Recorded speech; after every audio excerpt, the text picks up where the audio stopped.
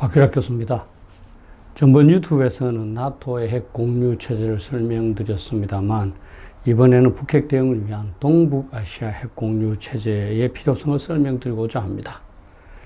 기본적으로 핵무기는 핵무기로 억제하는 수밖에 없기 때문에 북핵에 대응하기 위해서는 한반도에 핵무기가 존재해야 하는데 그 방법은 두 가지입니다. 하나는 우리가 핵무기를 개발하는 것인데 그것은 현실적으로 어려움이 있다는 것이 문제입니다. 두 번째는 미국 핵무기를 전진 배치하는 것인데 냉전처럼 미국이 슬그머니 배치하는 방법도 있습니다만 우리의 높아진 위상을 고려할 때 그것을 허용하기는 어렵고 따라서 공유하는 체제를 구축해야 한다는 겁니다. 소유는 미국의 핵무기이지만 운영에 관해서는 한미가 함께 계획하고 준비한다는 것으로서 나토의 핵 공유 체제를 한미 간에 구현한다는 개념입니다.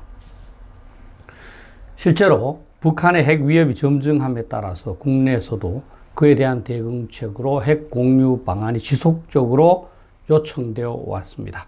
합참작전부장을 역임한 후 전역해서 현역 국회의원인 신원식 장군은 2017년부터 미국과의 핵 공유 협정 체결을 요구하였고 2010년 10월 당시 제1야당이었던 자유한국당은 민평론이라는 제목의 정책 방향을 소개하면서 그 속에 한미 간 핵 공유 협정 체결을 포함시켜 공론화하였습니다. 최근에도 제2야당의 국민의당 안철수 대표는 2020년 7월 15일 국회에서 열린 세미나에서 북한이 끝내 핵을 고집할 경우 우리는 한미 핵 공유 협정 등 국내의 핵무기를 들여오지 않더라도 힘의 균형을 맞출 방법을 찾아야 한다고 말하기도 했습니다. 다만 지금까지 한국에서 제기된 핵 공유는 미국의 핵무기를 한국에 배치하는 것을 포함하지만 현재 상태에서 한미 양국이 북한에 대한 핵 공격 계획을 함께 수립하는 것도 공유로 보면서 한국과 미국의 1대1 공유를 지향하고 있습니다. 한미 양국이 국방부 차원에서 북한의 핵 위협 평가와 억제에 관한 사항을 지속적으로 논의하고 있기 때문에 이미 낮은 수준의 핵 공유 체제를 시행하고 있다는 주장도 있습니다.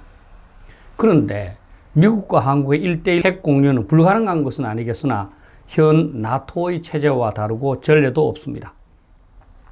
나토에서 시행되고 있는 것은 미국과 다수 동맹국 간의 핵 공유 체제로서 동북아시아에 적용하면 한국과 일본일 것이고 일부에서는 호주를 포함시키는 등으로 그 범위를 더욱 확대할 수도 있을 겁니다.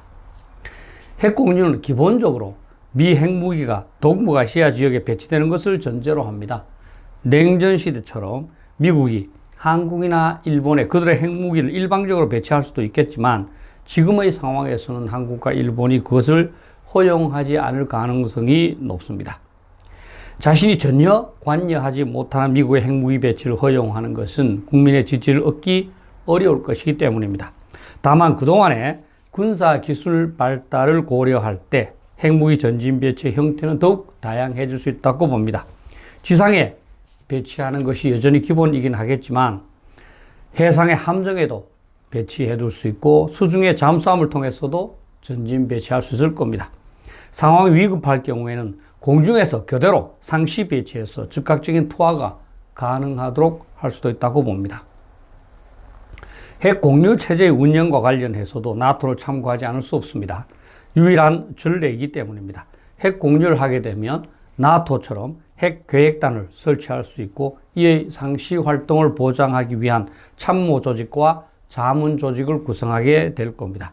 핵무기 관리 역시 미군 기지에서 미군이 담당하게 될 겁니다. 다만 비용 문제에 있어서는 나토와 다르게 한국이나 일본이 적지 않은 수준의 비용을 분담하는 것도 검토할 필요가 있다고 봅니다. 핵무기를 공유한다면 그에 따른 비용도 공유하는 것이 합당할 뿐만 아니라 자주적이면서 호혜적이기 때문입니다. 핵무기의 전진 배치는 미국에게도 연루의 위험을 늘리는 부담스러운 방안이기 때문에 비용 분담을 통하여 부담을 줄여줄 필요가 있고 비용을 적극적으로 분담할 때 미 국민들의 지지도도 높아질 겁니다. 동북아 핵 공유 체제 구현에 있어서 가장 중요한 것은 결국 미국의 의지입니다. 미국 소유의 핵무기라서 미국이 결정해야만 배치가 시작될 것이기 때문입니다. 미국의 경우 2019년 실무자 차원에서 핵 공유 필요성을 제기한 적은 있으나 미국 정부 차원에서 그 필요성을 언급한 적은 없습니다.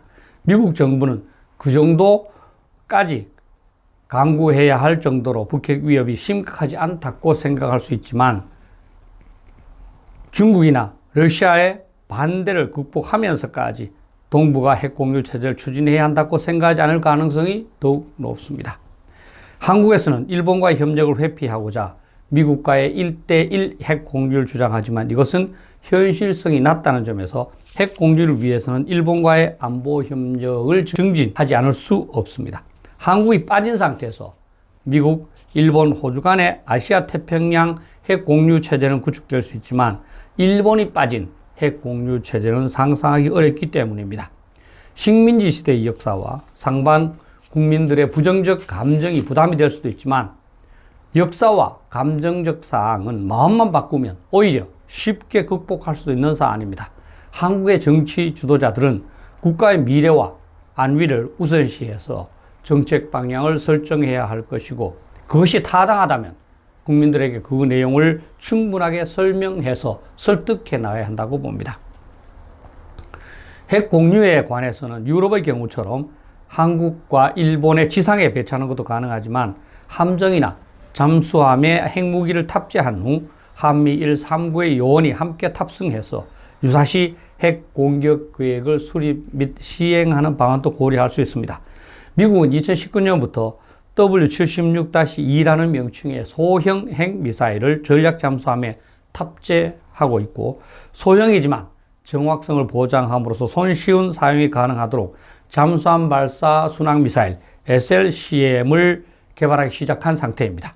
이외에도 다소 거리가 멀지만 괌에 미국의 중거리 핵미사일 배제 등과 동시에 핵 공유 개념에 의하여 한국과 일본의 전투기가 상주하면서 필요시 투하할 수 있도록 준비하는 방안도 고려할 수 있다고 봅니다.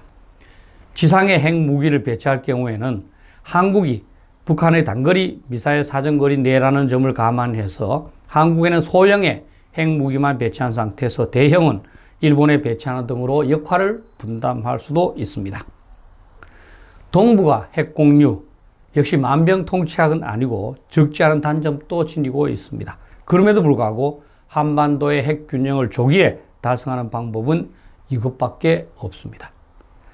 북핵 위협은 현재 매우 심각해졌기 때문에 한국은 최선의 방안을 선택할 여유가 없고 차선 중에서 무엇을 선택해야 할 것인가를 고민해야 하는 상황이라고 봅니다. 감사합니다.